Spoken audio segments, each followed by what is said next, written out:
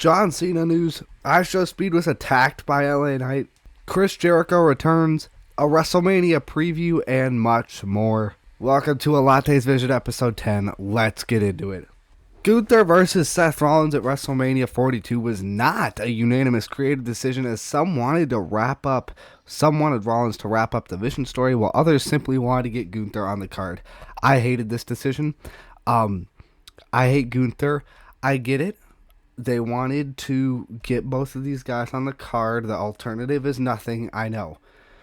But I'm still going to blame WWE because this is absolutely their fault, because they backed themselves into this corner with Gunther because they gave him the career killer gimmick. They did this to themselves, so I am going to be unhappy about it.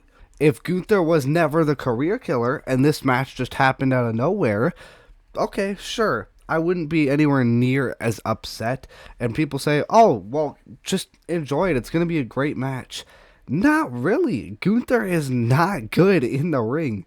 You might hate me for it, but he is... People criticize Jey Uso for only having a couple moves in the ring. He's literally exactly the same. He has a power bomb, a sleeper hold, a chop, and a clothesline. That's it. That's his entire moveset. So, if you're going to criticize Jey Uso, you should be criticizing Gunther too. I hated this decision. I hate Gunther. I don't like this at all. Now, it was reported that Braun Breaker has been cleared, but this tweet was only a couple days ago, and there's another tweet saying that he was cleared weeks ago, but WWE didn't want to rush the Rollins and Breaker feud. If he was cleared weeks ago, that would not be rushing it, and every feud doesn't need to last 6 months. I don't think Triple H realizes that. If it was a couple weeks ago, that would mean we got like 4 or 5 weeks to build this feud. There is nothing wrong with that. I don't get it. This WWE screwed themselves and completely messed up this booking. Let me know what you think, though. John Cena is officially the host of WrestleMania 42. He announced it on Twitter, YouTube, everything. And it's reported that this was just to sell tickets. I don't blame them, because they are 20%, about 20%, 19% to be exact. 20%, 19% behind their ticket sales from last year. Again, their fault. They screwed themselves putting the ticket prices this high. Hopefully, this is an eye-opener for WWE. I'm still excited to see John Cena, though. I really hope WWE starts realizing that if the product is good, the tickets will sell, and you will make just as much money as you are now without having absurd, comically high ticket prices. WWE, please realize you don't need to have ticket prices this high. It's only going to screw you if you're not focusing on the product. Last Monday was the first Roman Reigns and CM Punk segment where there was no words and just brawling. And I'm going to be honest, I did not like it that much because it was just a repeat of last week. Last week, Roman Reigns hit a spear on CM Punk, put him through the table. This week, CM Punk gets a GTS on Roman, puts him through the table. It's literally exactly the same. The only difference is they didn't say any words this time. And now that we went down this violence route, which we shouldn't have done, because now, like, in the back of our head, we constantly know all this fighting started because Roman said, "You're old." That, like, just having that in the back of your head is not, it just doesn't work. But now that we're already on this path, they should have had, like, one more deep promo last week or something, like where Roman insulted Larry, he called AJ Lee a hoe, he does all this stuff, and they take the deepest shots at each other, and then the violence starts. And now we need to start getting more and more violent every week. We're gonna need blood. We're gonna need way more violence than just getting power bombed through a table. We're gonna start needing more and more every week. iShowSpeed and the Vision versus the Usos and LA Knight, is reportedly going to be added to the WrestleMania card. And I would like this. I get some people might not like celebrities in wrestling, but iShowSpeed I don't think is the same. He's athletic. He cares about the business. He actually gives it his all, unlike some people. Travis Scott! And this is a fun build to the match. LA Knight, showed up on iShowSpeed's stream and attacked him and threw him into his own camera setup. And then afterwards, when he got up, the selling from Speed, he was bleeding in his mouth. I mean, the selling was amazing. iShowSpeed truly cares about this, and you can see it. I love it. Jelly and Speed, I fully welcome them. I embrace them. I'll show you the clip because it is amazing. I'm sorry. I didn't mean to punch you. And I don't want to get involved, and Chad knows this. I don't want to get involved. I'm not a bad person. The whole thing with the nuts and all that, I'm just gonna need a receipt for that. What the shit?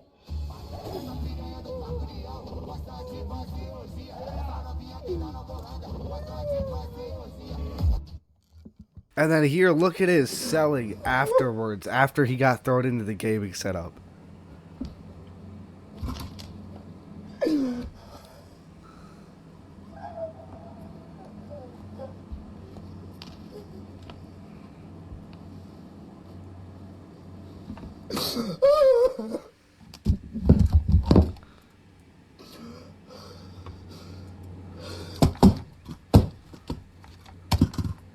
And then this was him later that same day showing up to an event. He's in an arm sling and has a band-aid on his head. The selling is next level. There is not many people who would go this far to make the business look this good. Thank you, iShowSpeed, for caring. Now, a celebrity I do not want in my wrestling is Mr. Lil Yachty. Lil Yachty is expected to appear on this week's episode of SmackDown following an invitation from Worldwide Willie. Negotiations between the two sides have been ongoing for some time, with a potential WrestleMania 42 appearance on the table. Dude, it's... Okay, listen. Speed? Sure.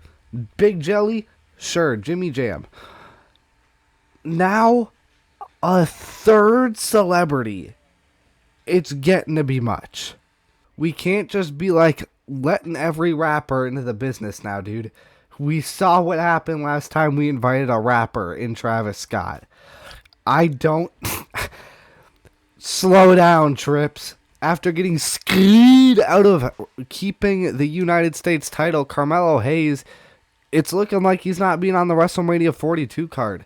There's been a crazy amount of criticism directed towards Sami Zayn for winning the title, as there should be. Carmelo Hayes has brought so much value to this title. He absolutely deserves to be on the WrestleMania card, and I can't believe he didn't get a rematch. Literally, why? Why didn't he get a rematch? It doesn't make any logical sense. Add Carmelo Hayes to the match. I get you want to put the title on Trick Williams, but you didn't need to do this. The Trick Williams versus Sami Zayn did not need to happen at WrestleMania. Or, I'm sorry, it didn't need the title to happen at WrestleMania. They could have just done this as a one-on-one match, and then after WrestleMania, Carmelo Hayes and Trick Williams have a feud. Boom, put the title on Trick Williams. We didn't need this. Please get Carmelo Hayes on WrestleMania somehow. Just throw Carmelo Hayes versus Ilya Dragunov on the card. Nobody will complain. Absolutely nobody. It's literally that easy. Chris Jericho ain't coming back to WWE. At least not anytime soon. Chris Jericho returned on the most recent episode of AEW Dynamite in Winnipeg, Canada. I thought it was a foregone conclusion that he was going to return to WWE. I guess not. maybe he'll return at the end of the year. He was literally gone for a year. So maybe next year around this time, we could start talking about Chris Jericho's return, because it's seeming like that year that he missed got added on to the end of his contract. Kirko Chains is officially a part of the Raiders, and oh my God, did they overpay? 5 years, $172 million. I get it, it's basically a 1-year deal, but either way, I mean, wow. They're obviously going to draft Fernando Mendoza. Don't know if he's gonna sit behind Kirko for a year or not. I mean, I feel like you gotta just start Mendoza, dude. I mean, Kirko is not that guy-o anymore, bro. He's not Kirko Chains anymore. He's a shell of what he used to be. But best of luck to Mr. Kirko Chains. Nikki Bella reportedly suffered a leg injury during an off-screen brawl with Nia Jax before the finish of their tag match on SmackDown. The severity still unclear. Obviously, hope this injury wasn't too bad. She's still scheduled to be at WrestleMania in the 4-way tag match, which I think it's pretty lame that it's not a ladder match. It's just a normal 4 corners tag match. I don't like that. I think those matches are boring. But hey, there's a lot of great wrestlers in there. I'll let them cook. I'll give it a chance for sure. Still excited for the match. Hope Nikki Bella's okay and hope she gets well as soon as possible.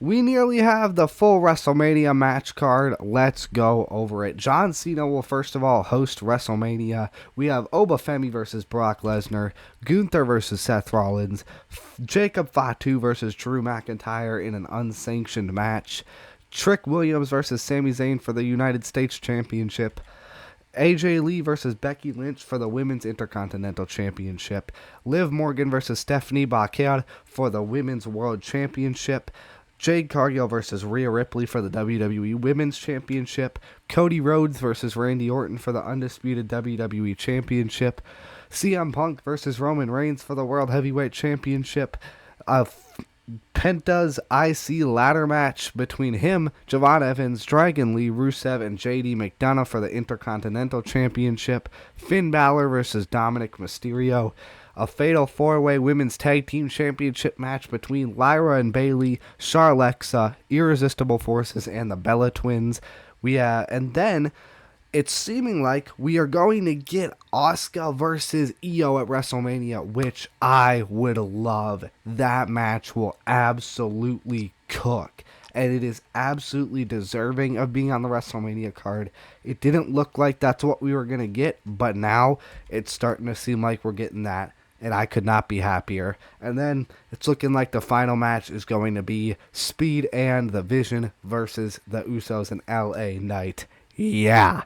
If you look at this card on paper, I think it looks incredible. If you showed someone this card and they didn't know what the build was like at all, I think they'd be shocked with how good it is, and they'd be very excited for it.